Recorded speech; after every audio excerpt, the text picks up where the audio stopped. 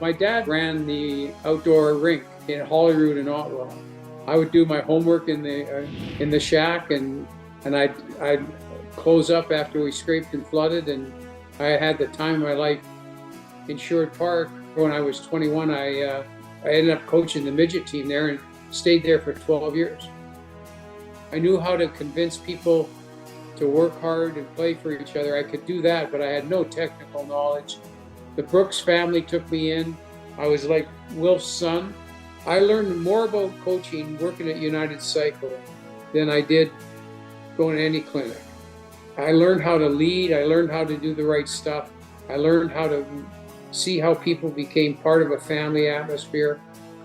Every waking minute that I wasn't at the store at United Cycle, I would spend at the U of A watching Clair and Billy run practices and watch the Bears play a lot. And Clair and Billy would bring me into the coach's room after the game, explain what happened and what they needed to get better for the Saturday game. In 1993, I got a phone call from Les Jackson, who was working for Dallas at that time. And he said, the job as the head coach of the farm club for Dallas is going to open up and we want you to apply for it. Those 3 years for me in Kalamazoo were wonderful, and it really gave me a base and a foundation to deal with the mature players as a head coach.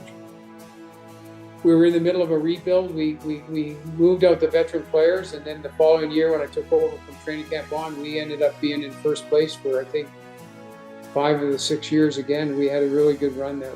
The Stanley Cup felt like the natural progression because we were getting better. We felt like when we were ready to win in '98, we lost to Detroit in that final game in the conference final. But we thought we were ready to win, so it just felt like natural progression. We were going to be a top team, which we won in '99, went back in 2000, back to the conference final in 2001. I loved when the pressure was on. I felt like I could isolate my team.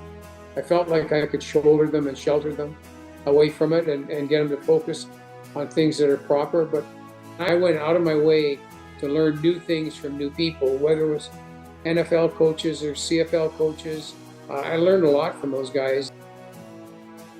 In the playoffs, everybody sacrifices, everybody blocks shots, everybody plays physical, everybody has second and third effort.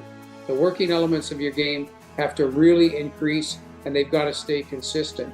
And it's your job as a coach to give them the values to get there, to get them to understand that this sacrifice is all worth it.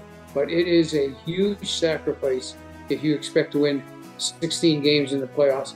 I feel like my job is to get them to sit in the locker room and look to the left and look to the right and realize that those people are more important than themselves. And what are they going to sacrifice for that person? I took real pride in getting the players to make strong commitments to each other and commitments to the working elements of the game that didn't require skill. To me, the accolades and the drama that goes with it, I can do without. But coaching is what I love. Teaching is what I love. But more important for me, I love the feeling that you get when you're a part of a team. I can't live without that feeling.